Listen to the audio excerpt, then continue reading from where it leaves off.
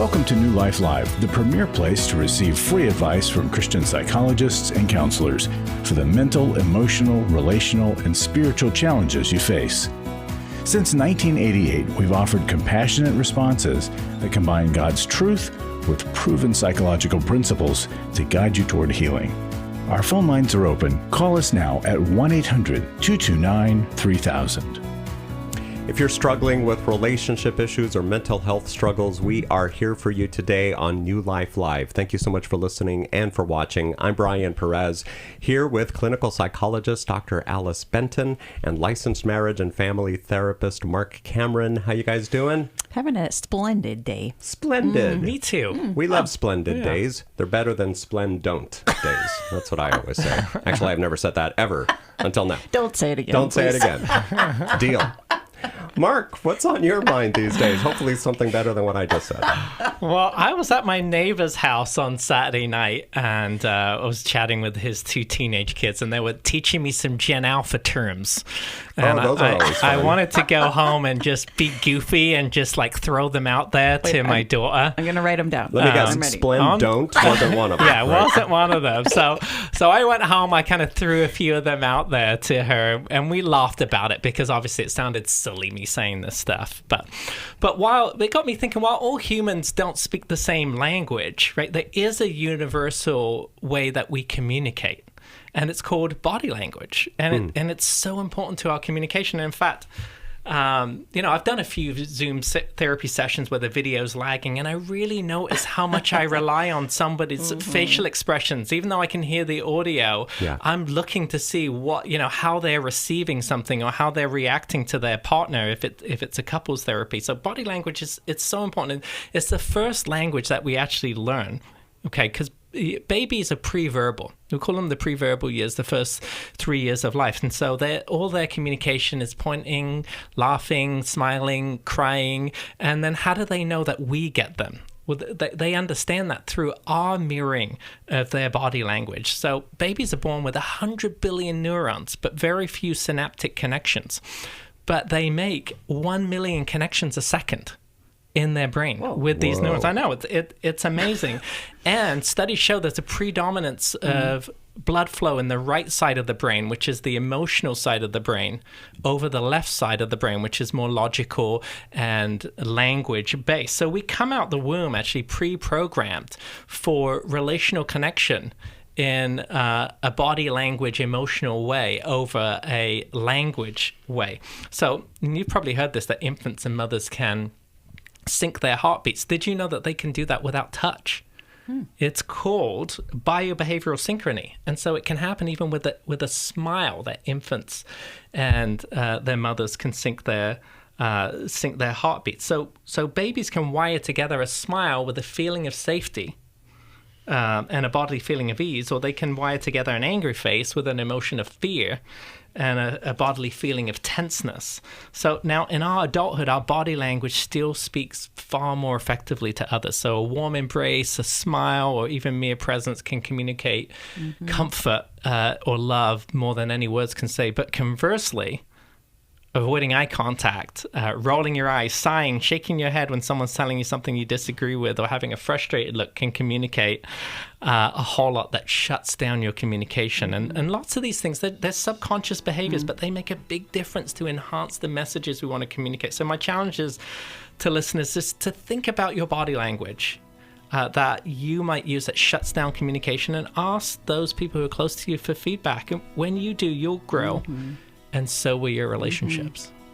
And consider, if your screen is frequently between your face and your spouse's or your children's, that also communicates. And we usually receive it as, I'm not important. I'm not as important as your screen is. Yeah. Put down those screens. Parents, pay attention to those kids. You're not going to have them forever. And you just got to build those relationships now. We're going to go to the phones in just a little bit as we do this Tuesday episode of New Life Live. Brian Perez here with Dr. Alice Benton and Marc Cameron. Rose, Ali, Lori, you're all coming up here on New Life Live. Thanks for calling in today.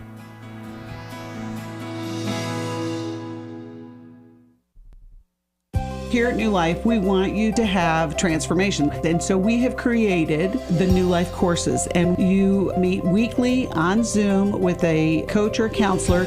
You're going to have teaching as well as that group connection, because we know how powerful that is. We hear that all the time about our intensives, that they love the information, but the group process is so powerful. And many of you have been hesitant to participate because you're not sure, the timing, the price. New Life courses are going to meet you right at that area of need. Every week you're meeting on Zoom with that therapist. You're going over the concepts as well as connecting as a group. It is so powerful, and it's accessible. Wherever you are, you're going to be able to join us. Embark on your journey of personal growth and self-discovery in April with a New Life course. Lose It for Life, Grief Recovery, or Divorce Recovery. Call 1-800-NEW-LIFE. That's 1-800-639-5433 or online at newlife.com.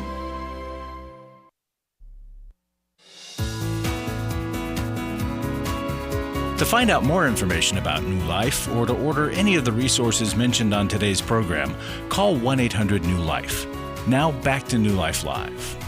Thank you so much for listening on the radio or on a podcast or maybe on the Family Talk channel on XM, channel 131. We are here today talking to you about whatever it is that you're going through. And right now we're speaking to Rose in Carmel, Indiana, listening on WBRI. Is that really it? WBRI? Is that station named after me? I don't know. Brian. Brian Radio. No, I'm joking. Thank you so much for calling in today, Rose. Yeah, here I am. Yay. All right. I don't know how much our wonderful screener told you, or am I starting from You scratch? tell us, Rose. Okay, well, I've been on since you started, listening to everybody, and I want to remember to say thank you for all of you and what you do. And I know from Northview Church, I've been in all kinds of classes that Steve and Missy did, and Oh, yes. so I know these guys for quite some time, and I have let's see, well, I tried to think about this because, it's a short format, and if I tell you all the details, so I kind of did a brain dump of this, and then I pulled out a few things about what do I actually need help with, and then there's some sidebars, but I'm a retired first responder, complex medical case manager, working with all kinds of neurodivergent populations and, NAMI, National Alliance on Mental Illness, and Brain Injury Association. So this is my wheelhouse. The problem I have, I'm not a level 1 or 2. Well, have you tried this or that? I have got an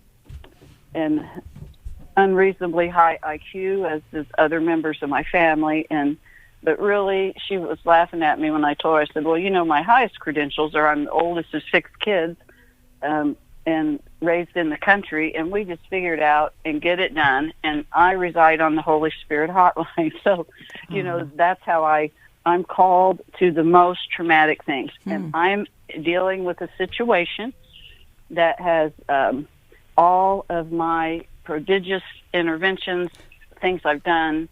I'm in prayer ministry. I really mostly don't need education, although I'm very teachable. So what I can describe this as a family member, catastrophic injuries and wounding. I think what I ultimately need is help with a wise exit strategy, because if I have, this Rose, will you tell us the situation, please? Sure. I have a 40-something-year-old son-in-law, very precious to me, genius IQ, amazing. He was adopted and abandoned 3 times. And his adoptive mother was incredibly abusive, undiagnosed bipolar. So he was terribly abused and neglected growing up, saved only by church and godly older neighbors. So this is, again, I'm not a physician, so I may not diagnose, prescribe, nor claim to treat.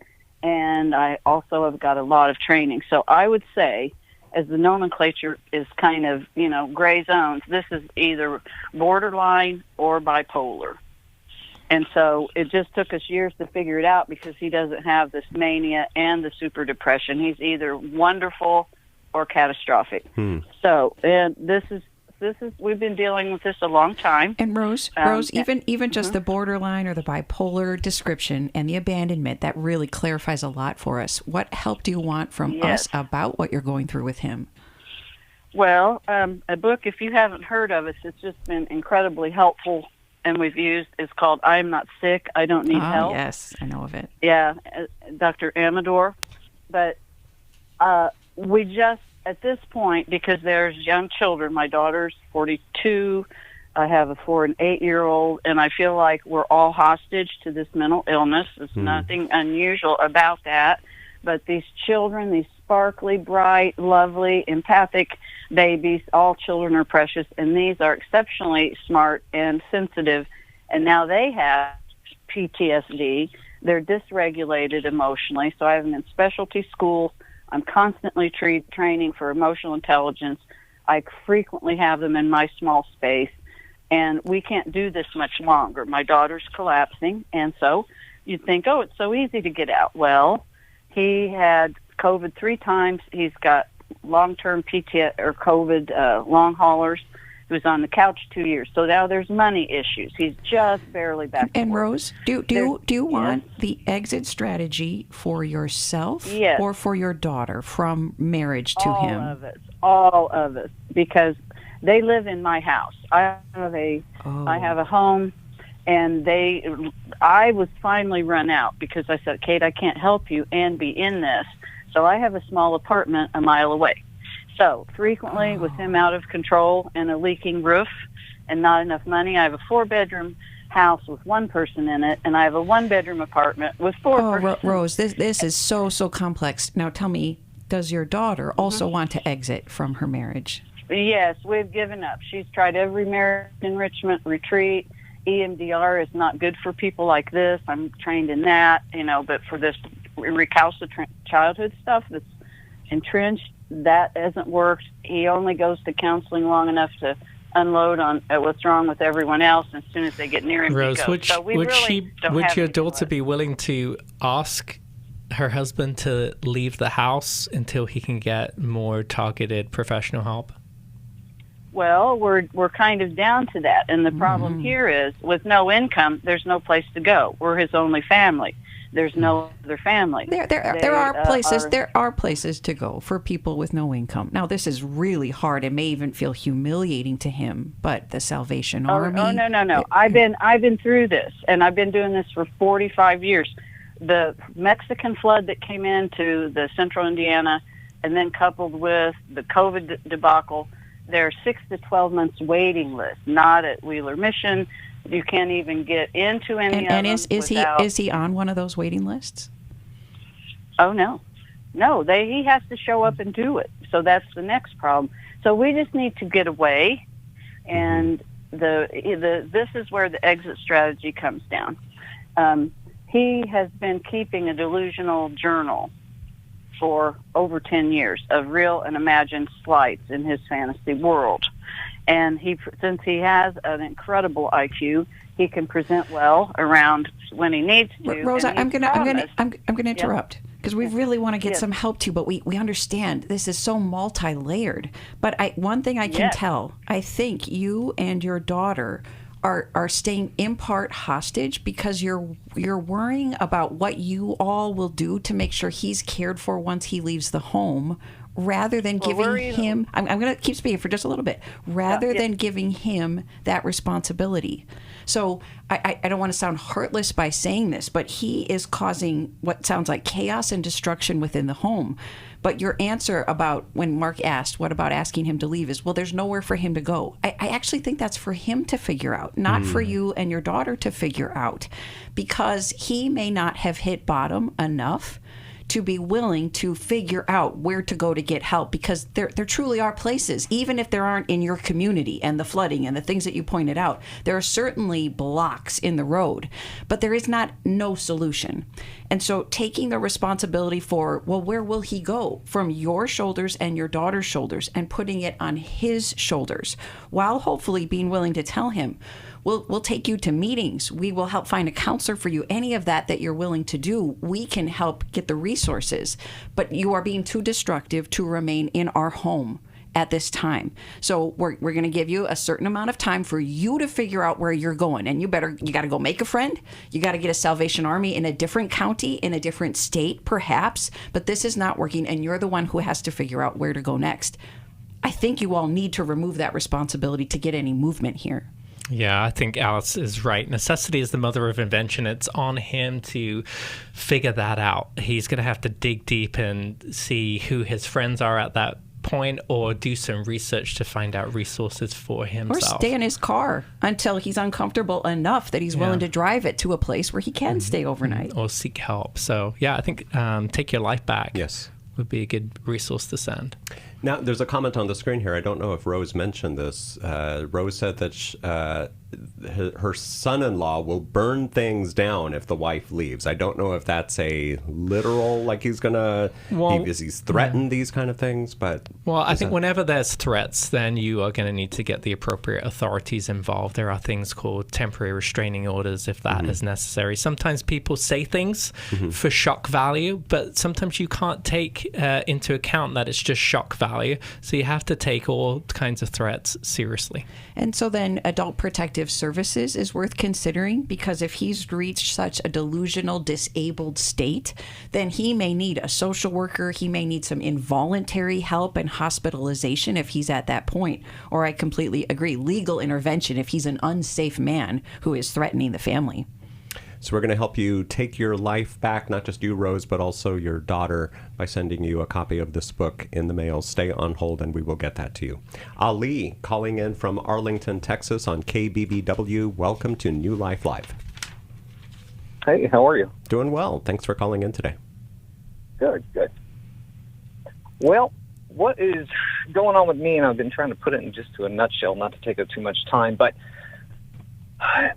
every morning I wake up, and after I wake up, it's constant all day long. I was an opiate addict for 20 years. I've been sober for nearly 5 years now. Wow, well done. I've been, well, thank you. I've been doing great, on my own, paying my own bills and doing fine. But there's a lingering torment in me, and it's tearing me apart. I mean, literally, it's like a softball in my gut all day long. I wake up every morning. As soon as I open my eyes, I feel like I am in trouble for something. My heart rate gets going. My cortisol starts pumping through my body. Now, I'm assuming it's probably because I was stuck in survival mode during all those years of addiction. I was a functioning addict. But, my father, bless his heart, always has the best intentions, but he always looks at the negative before he looks at the positive. And so for years and years, he would tell me, and I think he was just trying to instill a healthy fear in me, if you don't have a car, you're going to be homeless. If you don't have a job, you're going to be homeless. If you don't have this, you're going to be homeless. If you don't have that, you're going to be homeless. And so now I'm sitting here seriously conflicted, and I wish I could express more of how I'm feeling, but I can sit here and I can trust the Lord with my salvation with utmost confidence. But I'm sitting here and I'm tormented and torn apart because I'm sitting here worried that he's not going to provide my basic needs to pay my rent and my car and my food and everything else. And I recognize the problem, and I don't know what to do. I was kind of hoping maybe you guys could poke and prod me and maybe see this from an angle that I haven't considered yet. I don't know, but it's tearing me apart. Yes. It sounds horrible, constant torment. I believe you that it feels that bad. That you have functioned so well with that level of distress is pretty miraculous. Tell us about the recovery that you've been participating in to get and stay sober. What kind of professional or 12-step sort of help have you received? Well, the whole time during my addiction, the Lord never left me once. The conviction was there every day. I heard him every day. And I put myself through rehab twice. Honestly, the 12 steps just didn't work for me. I'm just one of those people. I just believed, I got what I could from them. I went to plenty of meetings and whatnot, but I never could get into it. I just had to get sober in my own way, and I just got to the point where I got so sick of it that I finally just quit it. And it took, I can't tell you how many times I relapsed and got back up, and hated it the entire time.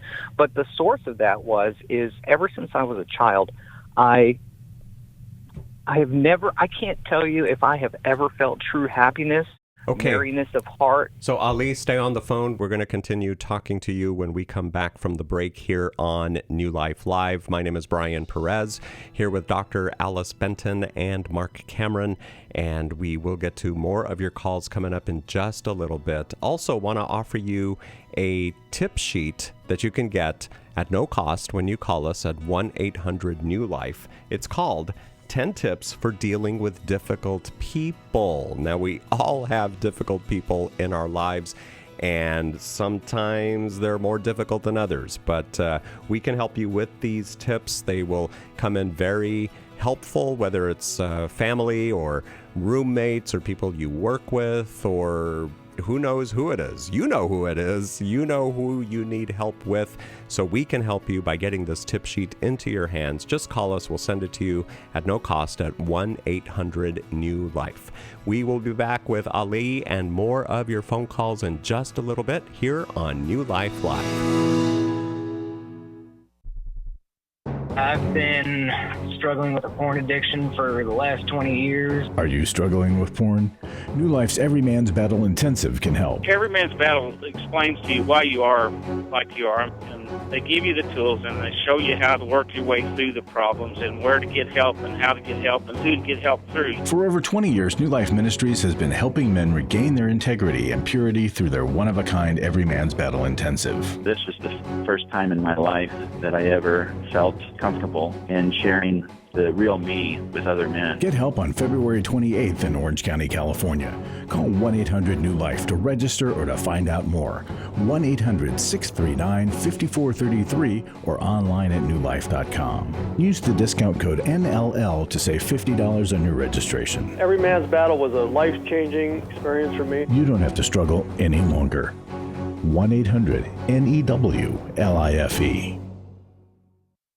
For over 35 years, New Life has been the most trusted name in Christian counseling. Your ministry has saved my life. If you struggle with emotional hurt, family or marriage problems, the pit of depression, or the pain of addiction, we can help. I'm down 100 pounds now from what I was. I found a counselor through New Life Ministries, and it's just been outstanding. Our treatment programs provide clinically appropriate solutions from licensed professionals, all in a biblical framework. I have had problems with alcohol. I think God has ordained this place to be His. You don't have to be a prisoner of your pain. Help is available at 1-800-NEW-LIFE. She tells me that I'm a new man, and I feel like a new man. It worked for me, and it can work for them too. This time it is different. If you're ready to take the first steps toward genuine spiritual and emotional healing, call us today at 1-800-NEW-LIFE.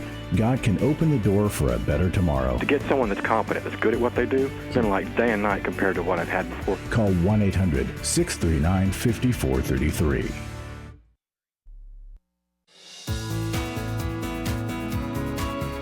We'd love to hear from you. If you have a question or a comment, call toll-free 1-800-229-3000. Now back to New Life Live. Thank you so much for listening and for watching us today on New Life Live. And we've got some intensives coming up really soon. Let me tell you about them now in case I forget to tell you about them later. There's the Intimacy and Marriage happening February 14th in Orange County, California.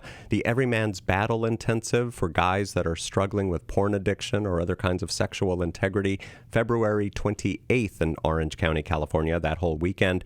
And for women, there's the Restore Healing After Betrayal Intensive. That is May 2nd through the 4th in Dallas, Texas. More details at newlife.com. Let's go back to Ali now in Texas. And what advice do we want to leave with him? Well, I have another question, Ali. Oh, sure. You figured out how to get sober your own way. Have you been in community to get help for your anxiety? In community to get help with my anxiety? Well, you know, I really, I'm an introvert, and solitude has always been an enemy of mine. So I do have a habit with isolation, and I have for many years.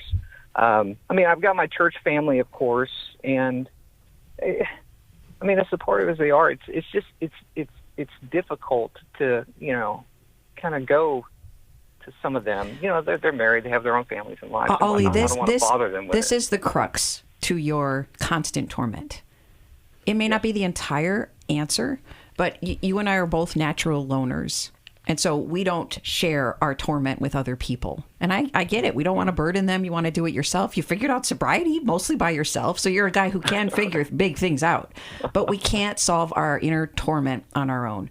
God's plan, it's not even just God and me to figure my torment out. It's God and community with whom we get vulnerable and admit what we're feeling and what we're thinking. And it's through the repetition of that vulnerability with safe people. And you probably need a professional to help you through this. That's what starts to unlock and decrease some of that torment. It's a hard answer.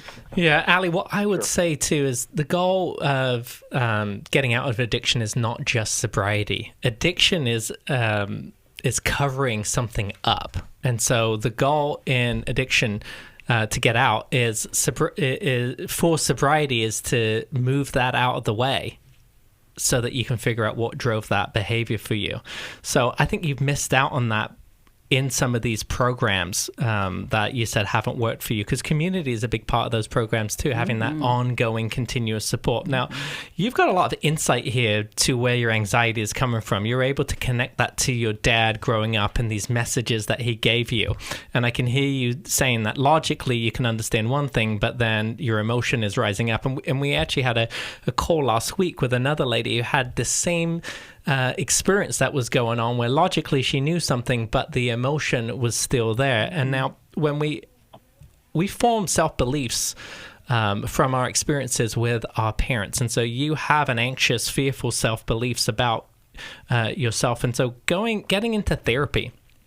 And that might feel safer for you to be in a one-on-one relationship rather than being in a community with others. But I would suggest get into one-on-one therapy and start to talk through some of your childhood history and have that therapist help you be able to expose some of these negative self-beliefs that you have, and then learn how to challenge those, learn how to flip those to be something that is more helpful for you. Learning to do that, possibly also getting some medication under the care of a psychiatrist. Putting those interventions together, I think, could help you on a pathway to healing here. I'm sorry. Please go ahead.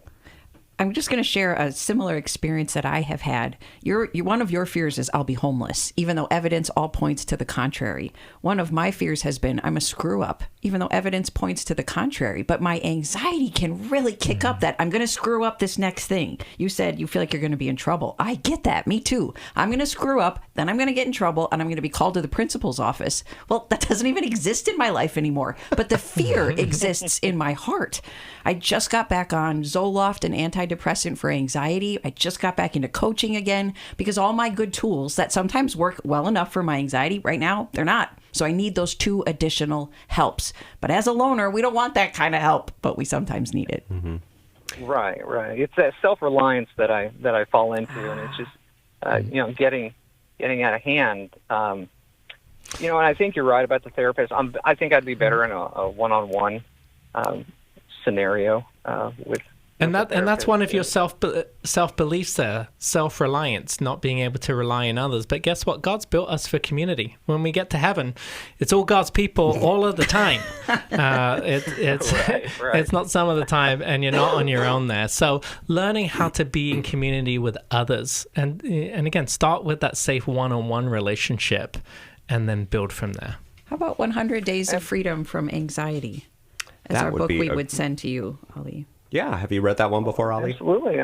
I haven't read that one. No, okay. I've heard you guys talk about it, but I've never read it. But honestly, and I don't want to take up too much of your time. The main thing is that really bothers me is I pray to the Lord. I have wasted so many years in this addiction, and I'm afraid.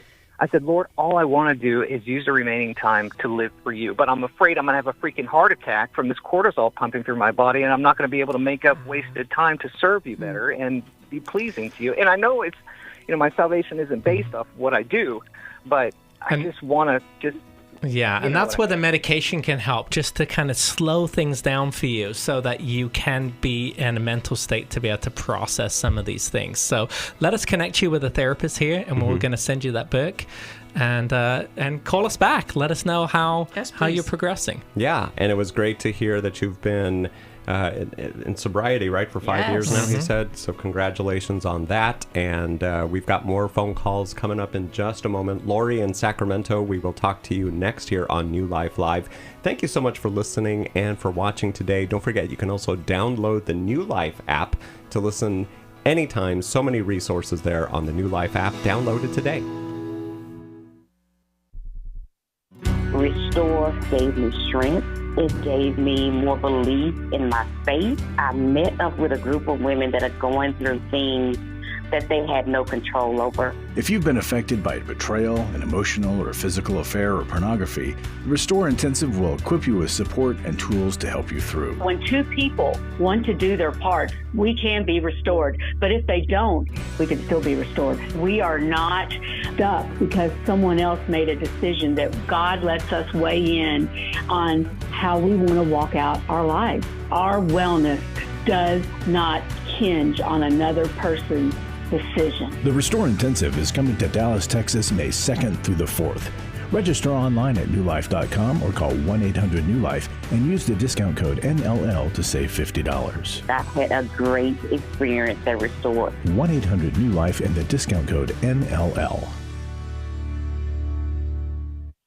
Club New Life changes lives. I think I go way back to listening to New Life, learning so much from it, and then becoming a Club New Life member. Club New Life is a monthly giving family that helps New Life Ministries provide Christ-centered hope and counseling resources to thousands of people. You know, I'm so thankful because you know why I keep giving? Because I keep learning, and I'm so thankful for all the lives that you touch every day and the people's lives. So when I get to still hear the radio show, it's just so encouraging to my heart. When you sign up to support us monthly through Club New Life, you'll make a difference in the lives of individuals and families with godly counsel and connection to help. And you know one reason I give? Because I feel like sometimes I'm hiding behind a counselor's couch listening to all this great information and not paying, so my guilt of this great advice is alleviated by being a Club New Life member. Call 1-800-NEW-LIFE. That's 1-800-639-5433. And together we can help hurting people find help and hope in life's hardest places. Call 1-800-639-5433 to join Club New Life today.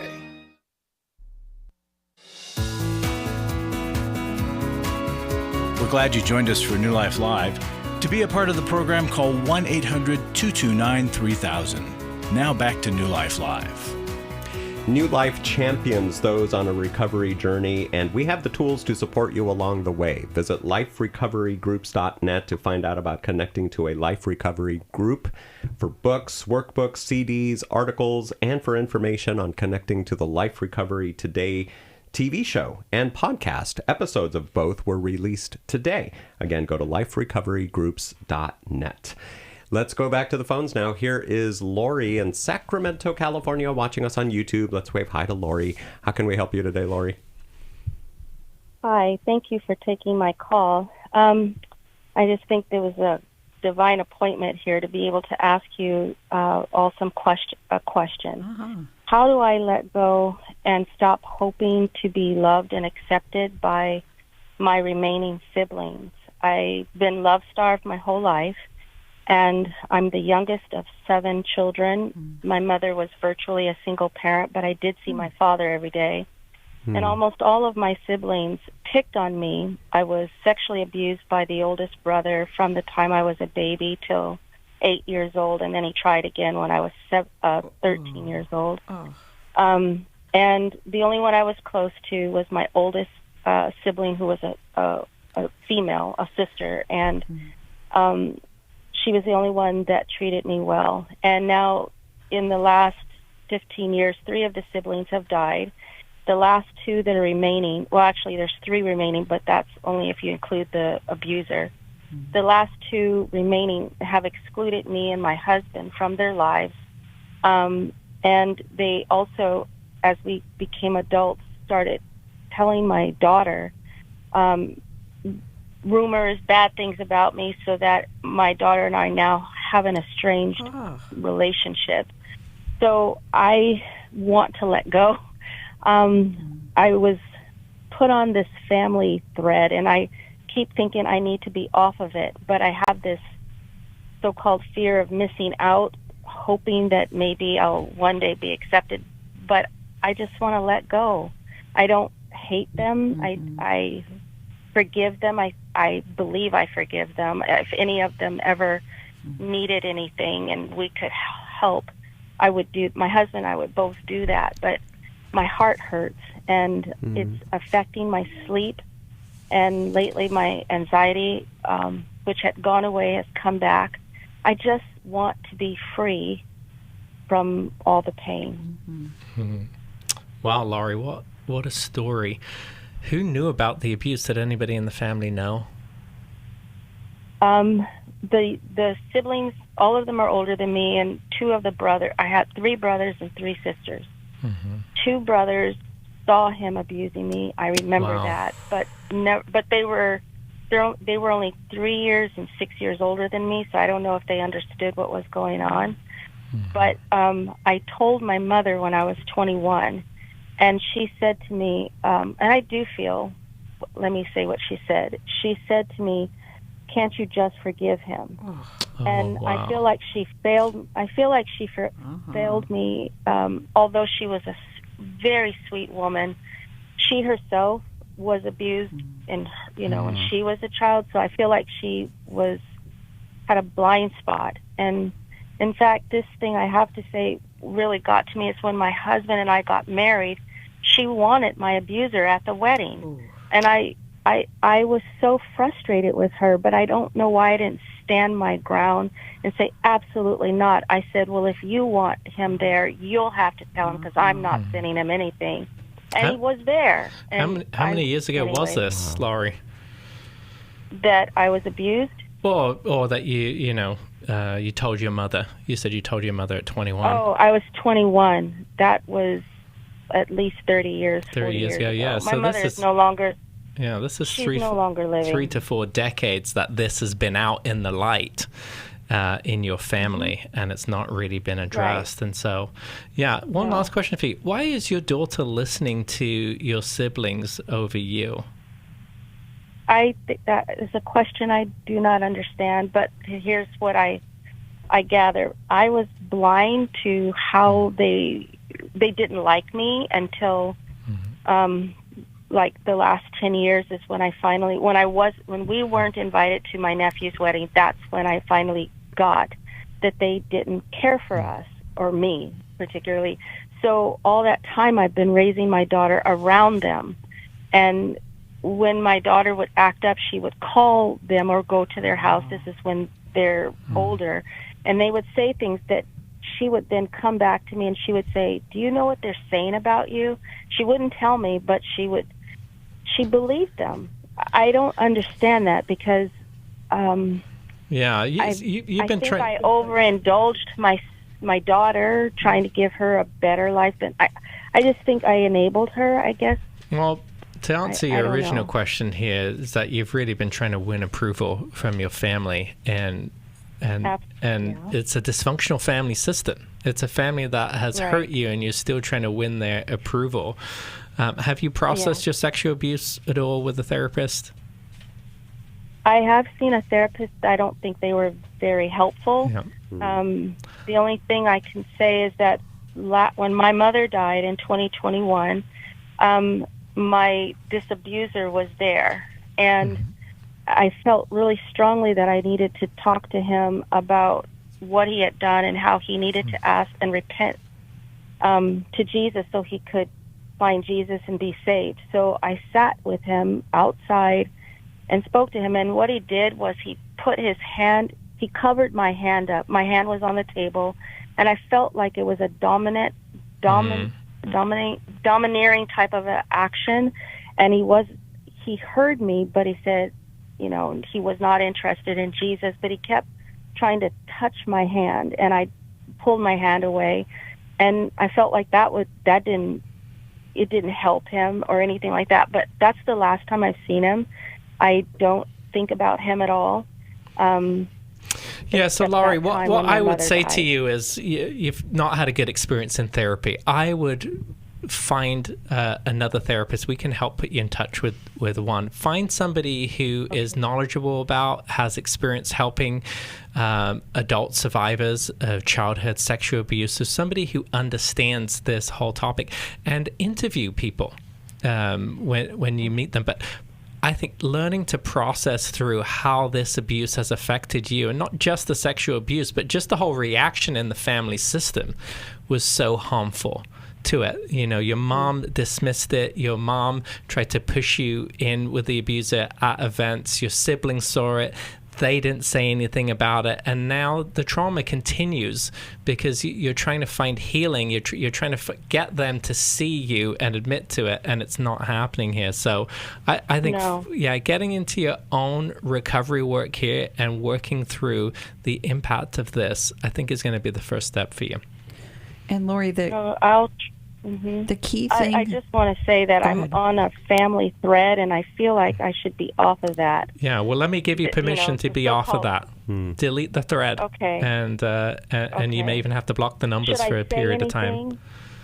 Should I announce that I'm leaving or just leave? Lori, I think that's a gray area that I'm going to suggest you explore with your counselor, because sometimes it's best to say, I'm stepping away for these reasons. But if they are so unsafe, it may not be the time to tell them what you are doing. It may not be emotionally, spiritually safe to inform them of what you're doing. But I don't think we know enough to say one way or the other. That's why I agree, step away, but decide with a counselor who gets more details from you whether or not you should inform them of anything you're doing at this time. Yeah, if it's triggering your trauma, though, you need to distance yourself from that.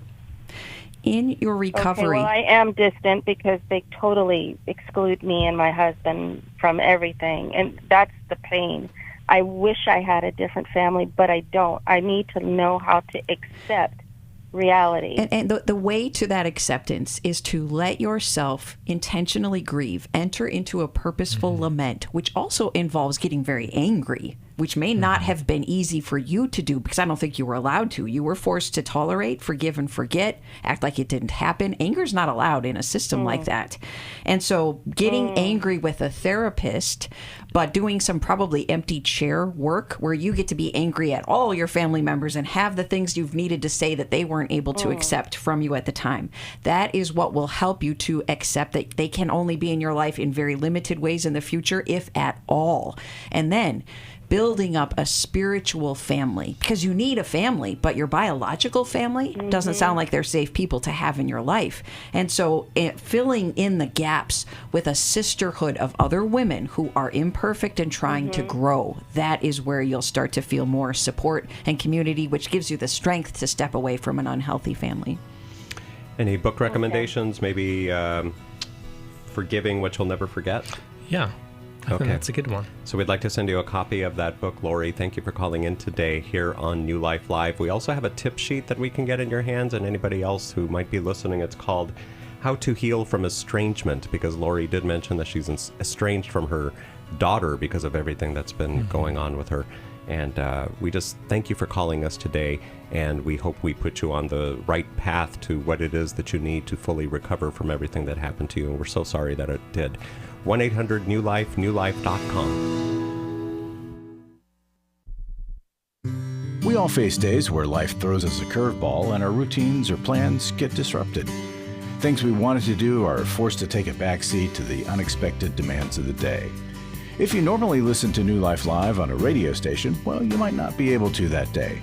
And on these hectic days when you're feeling stressed or frazzled, hearing the sound of counsel given on New Life Live is just what you need to navigate the unexpected things of life. Every time I'm troubled or I have a problem, I'll cut on New Life, and there's always something that is said that is helpful to me. By listening, I have learned more than I can ever express about how God wants me to live. Download the New Life app for the easiest way to listen wherever you are and at a time that's convenient for you, or watch the show on our YouTube channel. You can even subscribe to our podcast from your favorite podcast provider. You never have to miss a day of New Life. Wherever you are, we are. I was sort of vaguely familiar that the 12 steps had some origination in the Bible. I found Life Recovery, and one of the things I liked so much was that it had such a broad appeal. It wasn't limited to just alcohol or drugs, that it was addressing a wide range of problems. At New Life, we believe everyone can benefit from a life recovery experience. There are life recovery groups all over the country. They take place online, in conference calls, and in person. And if there isn't one in your area, we can help you start one. We have startup materials, leaders' guides, CDs, Bibles, and more, all with discounts available for groups. Call us at 1-800-NEW-LIFE and ask for Terry Ward. The 12 Steps have long been a great help to people in recovery because much of the 12 Steps' power comes from the fact that they capture principles clearly revealed in the Bible. The 12 Steps is really a pattern for all of us as Christians. Call 1-800-NEW-LIFE. That's 1-800-639-5433.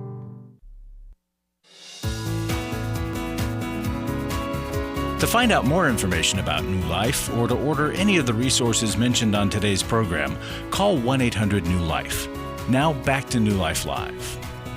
When you support New Life, you are helping people connect with transformational resources that help them heal. And when healing occurs, future generations are impacted as well. You are making a difference no matter what you can do, whether it's a one-time gift or a monthly gift, a partnership with Club New Life. We would love to come alongside you, helping hurting people. And we've helped a lot of hurting people today, and we've still got more to help. And there are several 1,000 more out there that we can help, and you can help us with that. Get more details at about Club New Life at newlife.com or by calling us at 1-800-NEW-LIFE. Let's go to Phoenix, Arizona. Here is George, who is watching us or listening online. Thank you, George, for calling in today. We so appreciate it. Well, thank you for picking up on this. I was glad I was able to get in touch. Yeah, so how can we help you?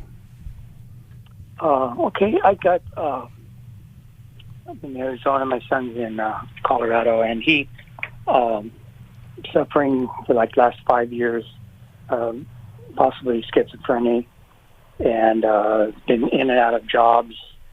This is your son we're talking about?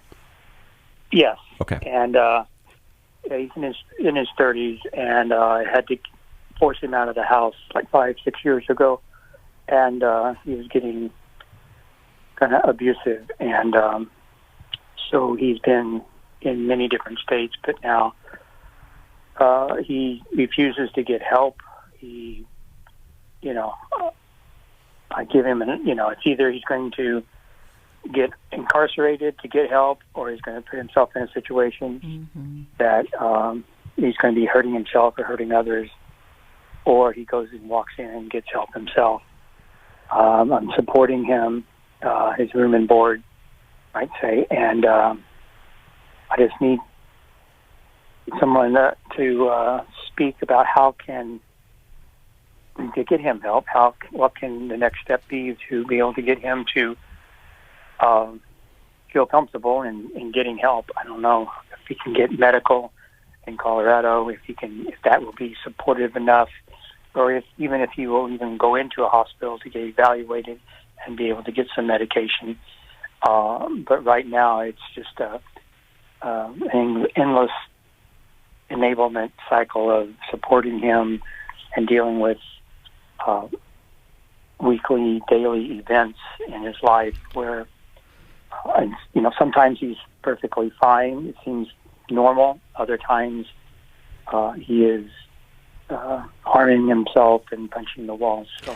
George, you call what I think you're doing endless enabling. Do you believe you're enabling to be problematic for your son? Well, I think enabling. I mean, I want him to see him to get help, and it's enabling in a way. But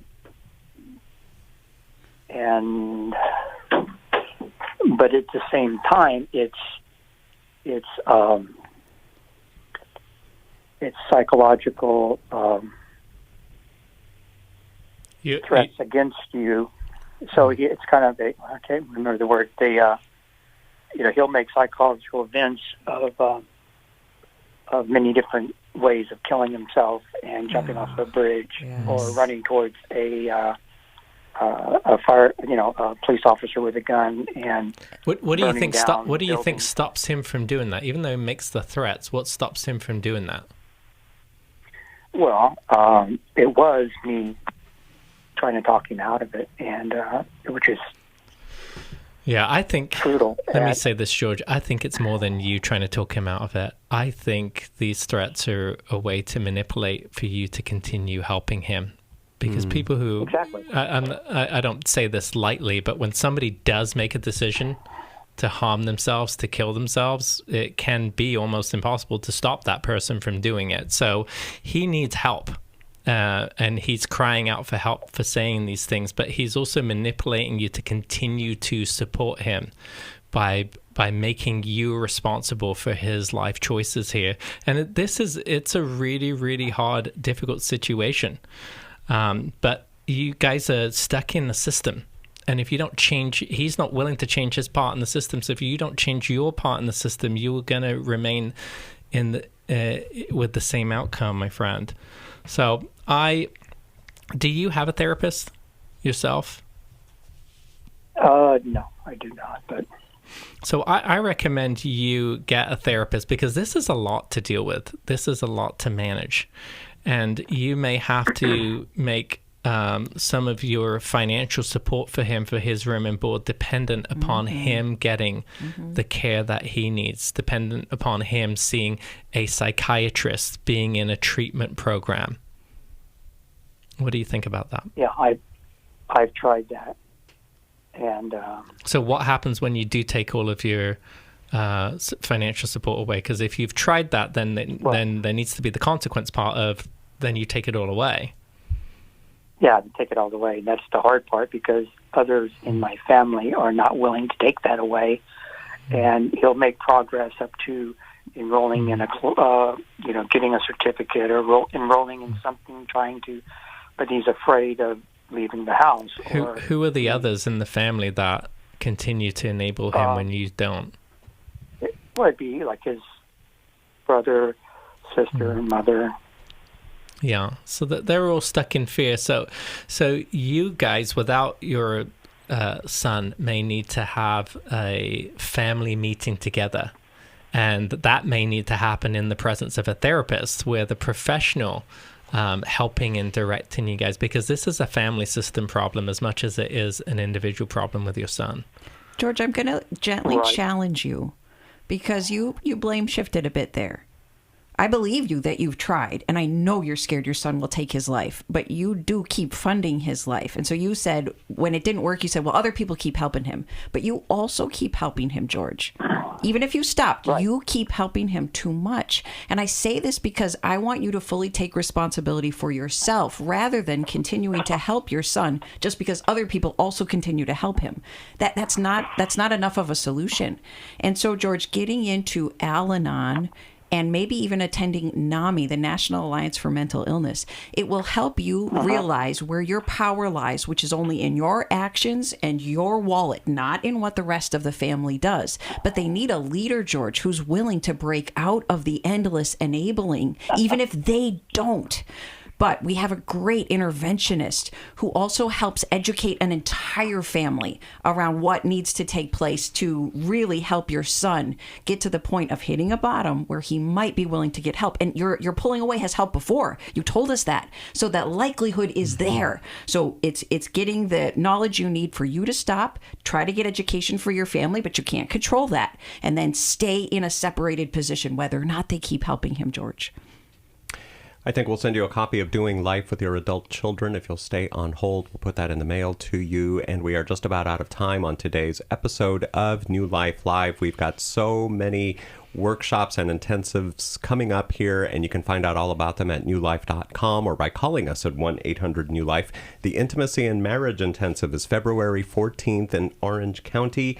The Every Man's Battle Intensive is at the end of February, also in Orange County. And then for women, May 2nd through the 4th in Dallas, Texas, we've got the Restore Healing After Betrayal Intensive. And you can get more details about these intensives that are coming up at newlife.com or by calling us at 1-800-NEW-LIFE. We've also got some New Life courses that are starting in April. They start the week of April 7th. There are several of them. These are topical online programs led by a licensed Christian counselor or certified coach. There's one on divorce recovery, every young man's battle, taking your life back, grief recovery, lose it for life. Get all the details at newlife.com or by calling us at 1-800-NEW-LIFE. Thank you so much for listening today. Thank you for watching. We will be back tomorrow, so give us a call then, won't you? God bless you. Thanks for listening. We hope this program has helped you by giving you insights for handling the challenges you face in your life. We want you to know that we're here for you, but you also need to know that New Life Live is a listener-supported ministry. To make your donation or to get any of the resources mentioned on today's program, call 1-800-NEW-LIFE. That's 1-800-639-5433 or online at newlife.com. Please join us again tomorrow for New Life Live.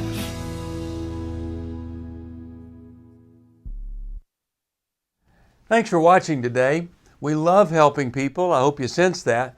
And we know that there's always hope if you find the right resource.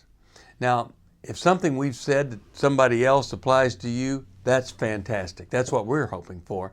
But also, if you want to join us directly, you can call 1-800-229-3000 between 1 and 3 Eastern Time, Monday, Tuesday, and Wednesday. Those are the best times to get through.